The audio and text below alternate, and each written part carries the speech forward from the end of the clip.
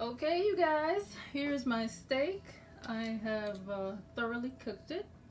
I like my steak well done. I tried a little piece from right here and it tastes so good, you guys. Perfectly seasoned, doesn't need any additional salt, nothing. It tastes great. And what I'm going to do right now, I have some gravy in the pan over here from the oil that was left from cooking the steak, and I'm going to cut the steak into little strips and transfer it into the gravy. And my rice is also finished, my rice and beans. I'll show you in a minute. Hold on. So I'm just going to try my best not to butcher this steak here, but I just want to cut some strips. I don't know why I'm using my left hand. I'm not left-handed, but ooh. Okay, hold on. Let me try it this way. As a matter of fact, let me get my big knife. I don't want to tear the steak apart. So let me use my right hand, and I'm just going to cut. There you go. That's much better. Cut this into strips.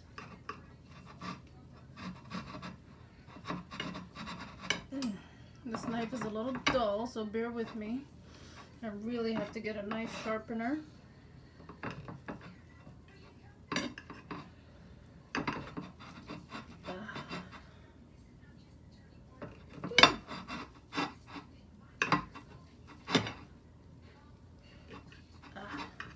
Come on.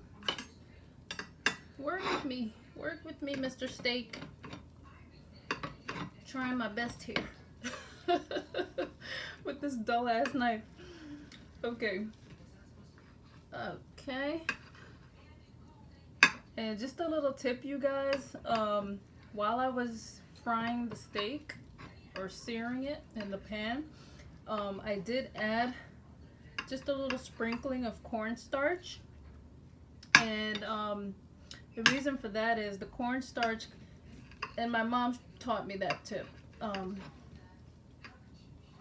The reason for that is that the cornstarch kind of helps to tenderize the steak even more. Okay.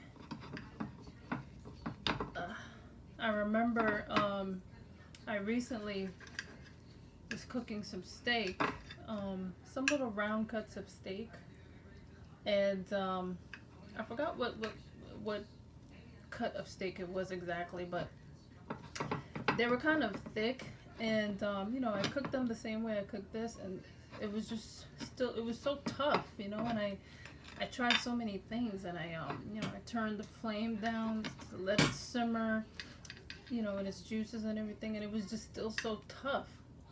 And then I remembered that tip from my mom about the cornstarch, and wouldn't you know it, I added some cornstarch to the steak gravy, the gravy that the steak was cooking in, and when I tell you, it tenderized that bad boy so well. And I said, you know what, from now on, when I make these thick cuts of steak, that's what I'm gonna do. I'm gonna make sure I add some cornstarch to the seasoning or to the sauce when it's cooking in the pan, just to make sure that you know, I don't run into that issue again. I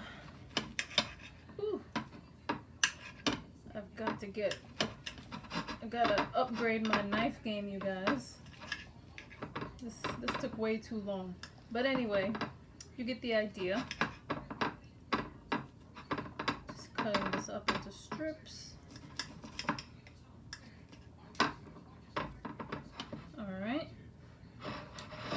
Have one more over here, so just bear with me a few more seconds. Now this one is cutting much easier than the other one, so you know, it's probably a lot more strings in the first piece that made it kind of difficult to cut through. All right, there you have it. So excuse me while I sneak another little piece of meat here. Mmm, yummy. Alright, so now, as